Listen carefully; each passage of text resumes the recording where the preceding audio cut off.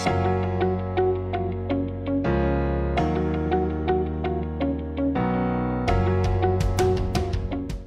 الله الرحمن الرحیم. سلام او احترامات دې ورسي قدرمن لیدونکو تاسو محترمه کورنۍ ته او ټول هغه زده کوونکو ته چې زموږ ورځنۍ ویډیوګانې په منظم ډول باندې ګوري، چینل مو سبسکرایب کوي او موږ سره په درسونو کې برخه اخلي. بیا هم زده کوونکو هیله مند تاسو ټول جوړ او روغ اوسئ او د روغتیا جامې په خپل تنو باندې ولرئ.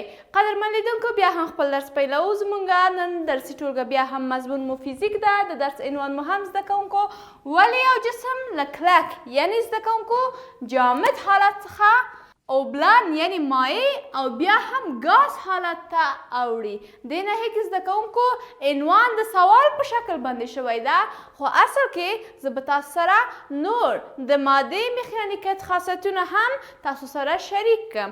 دغه به پس تاسو د خپل کتابونو په 58 او 59 پاڼه کې را پیدا کړئ، متن یې د پیله تر پایه پورې ووایئ او بیا هم زموږ ملتیا وکړئ.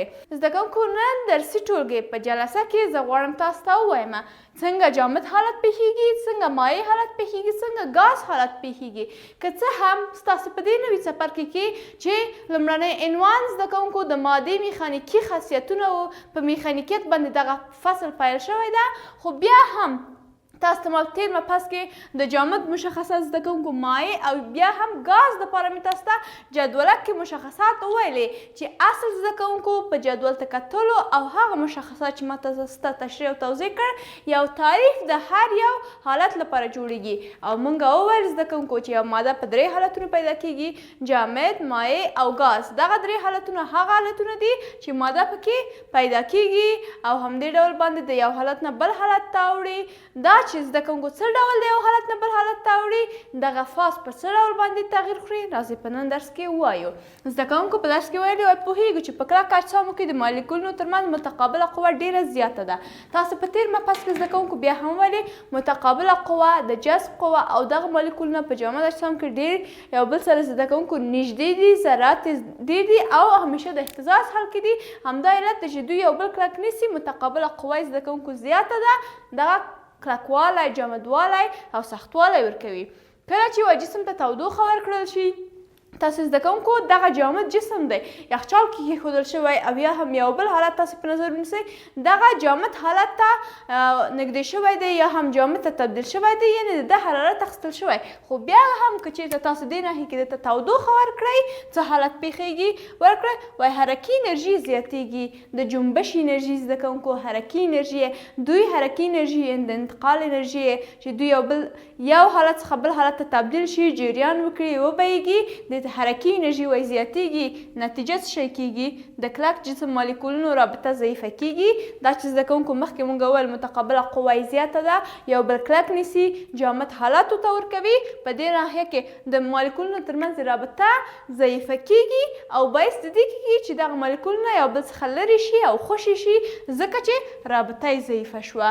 او فاصله یې زده کوونکو مخکې مونږ وویل چې دغه فاصله ډېره نږدې ده د یو بل سره، د دې لپاره چې دغه جسم ته کلکوالی، جامدوالی وروبخي او جامدو دغه یو مشخصه ده چې دوی منځ کې فاصله زده کوونکو ډېره نږدې ده، ځکه یو بل ته چسپېدلي دي، اهتزاز صرف لري.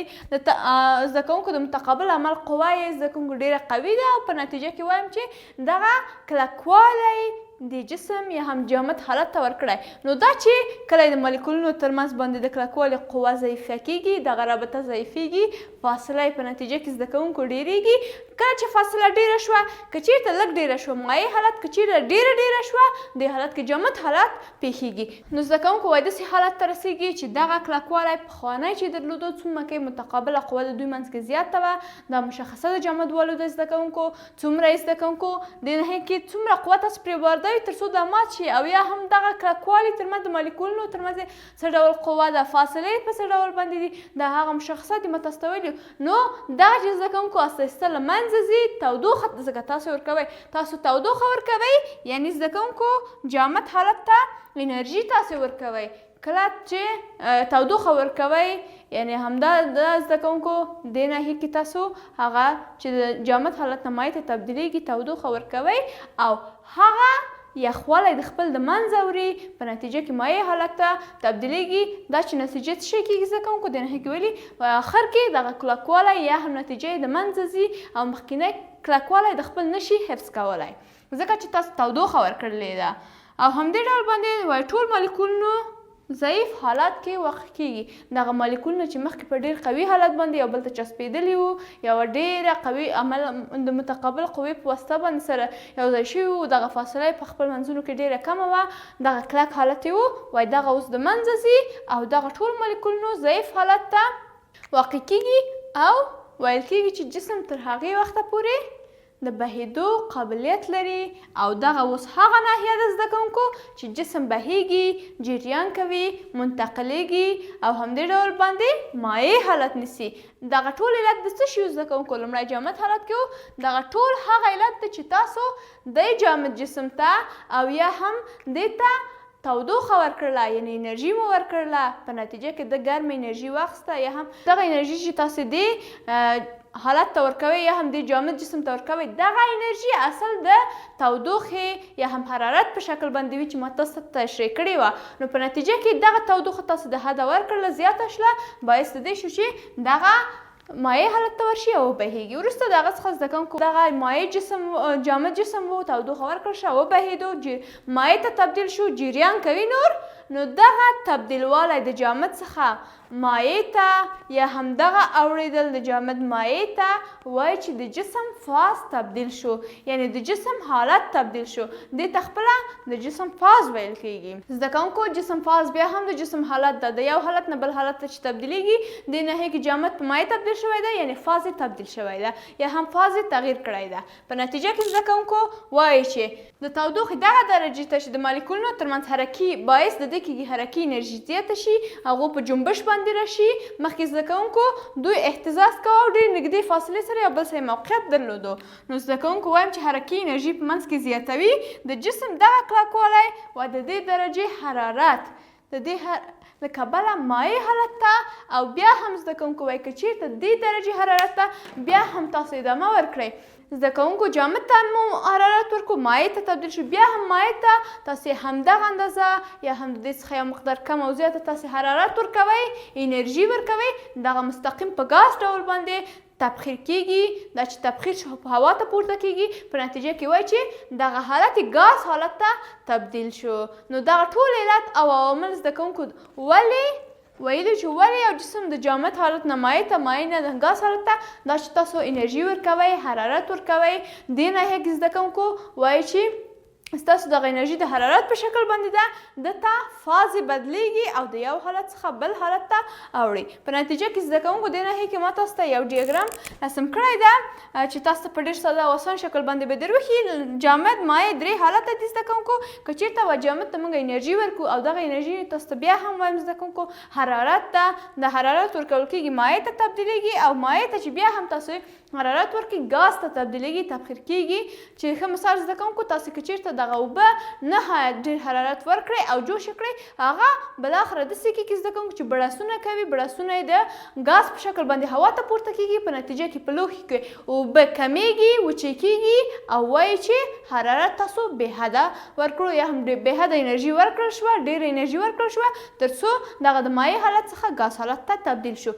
زده کوونکو که چېرته غواړئ ګاز په مایع باندې تبدیل کړئ، باید یو مقدار انرژي ترې واخلئ. د انرژي تاسو انرژي اخلئ زده کوونکو.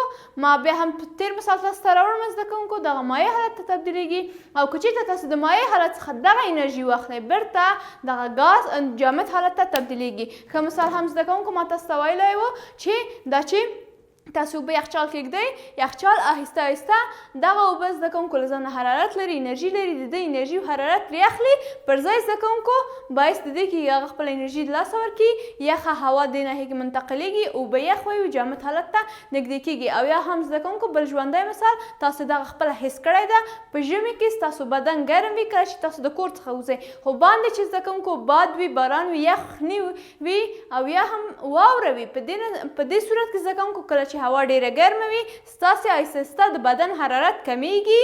دغه بیرونی هوا زده کوونکو چې یخه ده ستاسې د بدن د هوا سره چینج کیږي، ستاسې د بدن هوا آهسته آهسته یخیږي.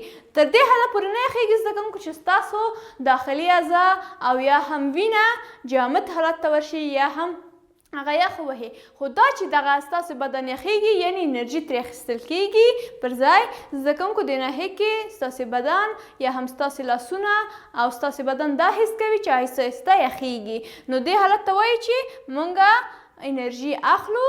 تر هر څومره چې تاسې انرژي اخلئ زده کوونکو بیا هم فاز تبدیلیږي او د یو حالت نه بل حالت ته دغه تبدیل کیږي، د ګاز نه مایع ته، مایع نه ګاز ته. په همدې ترتیب باندې چې زده کوونکو تاسو انرژي ورکوئ د یو حالت نه بل حالت ته تبدیلیږي.